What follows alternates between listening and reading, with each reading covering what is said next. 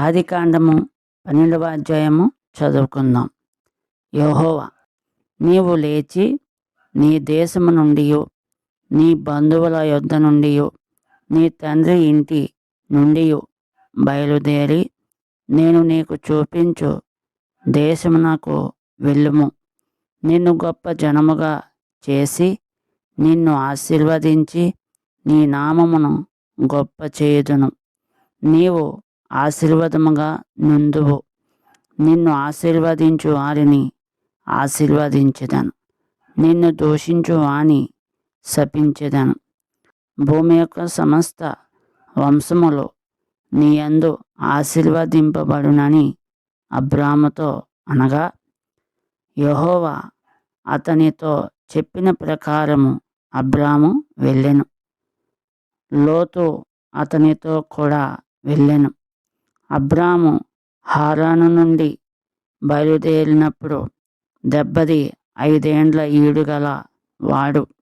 అబ్రాము తన భార్య అయిన సారాయిని, తన సహోదరుని కుమారుడైన లోతును, హారానులో తానును వారును ఆర్జించిన యావదాస్తిని, వారు సంపాదించిన సమస్తమైన వారిని తీసుకొని కానాను దేశమునకు వెళ్ళుటకు బయలుదేరి కానాను దేశమునకు వచ్చిరి.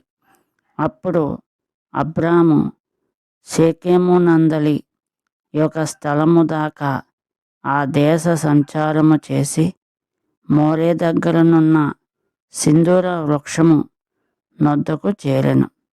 అప్పుడు కానానీయులు ఆ దేశములో నివసించిరి. యెహోవా అబ్రహామునకు ప్రత్యక్షమయ్యి, నీ సంతానమునకు ఈ దేశమిచ్చెదనని చెప్పగా, అతడు తనకు ప్రత్యక్షమైన యెహోవాకు ఒక బలిపీఠమును కట్టెను. అక్కడ నుండి అతడు బయలుదేరి బేతేలుకు తూర్పుననున్న కొండకు చేరి, పడమటనున్న బేతేలునకును తూర్పుననున్న హాయికిని మధ్యను గుడారము వేసి అక్కడ యెహోవాకు బలిపీఠమును కట్టి యెహోవా నామమున ప్రార్థన చేసెను. అబ్రాము ఇంకా ప్రయాణము చేయుచు దక్షిణ దిక్కుకు వెళ్ళెను. అప్పుడు ఆ దేశములో కరువు వచ్చెను. ఆ దేశంలో కరువు భారముగా నున్నందున అబ్రాము ఐగుప్తు దేశంలో నివసించుటకు అక్కడికి వెళ్ళెను. అతడు ఐగుప్తులో ప్రవేశించుటకు సమీపించినప్పుడు అతడు తన భార్య అయిన సారాయితో, ఇదిగో, నీవు చక్కని దానివని ఎరుగుదును. ఐగుప్తీయులు నిన్ను చూచి, ఈమె అతని భార్య అని చెప్పి నన్ను చంపి నిన్ను బ్రతుకునిచ్చెదరు. నీ వలన నాకు మేలు కలుగునట్లును నిన్ను బట్టి నేను బ్రతుకున్నట్లును నీవు నా సహోదరు అని దయచేసి చెప్పుమనెను. అబ్రాము ఐగుప్తులో చేరినప్పుడు ఐగుప్తీయులు ఆ స్త్రీ మిక్కిలి సౌందర్యవతి అయ్యి ఉండుట చూచిరి. ఫరో యొక్క అధిపతులు ఆమెను చూచి ఫరో ఎదుట ఆమెను పొగడిరి. గనుక ఆ స్త్రీ ఫరో ఇంటికి తేబడెను. అతడు ఆమెను బట్టి అబ్రామునకు మేలు చేసెను.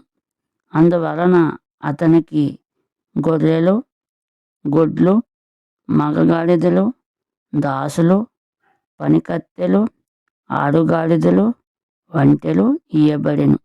అయితే యెహోవా అబ్రాము భార్య అయిన సారాయిని బట్టి ఫరోను అతని ఇంటివారిని మహావేదనల చేత బాధించెను.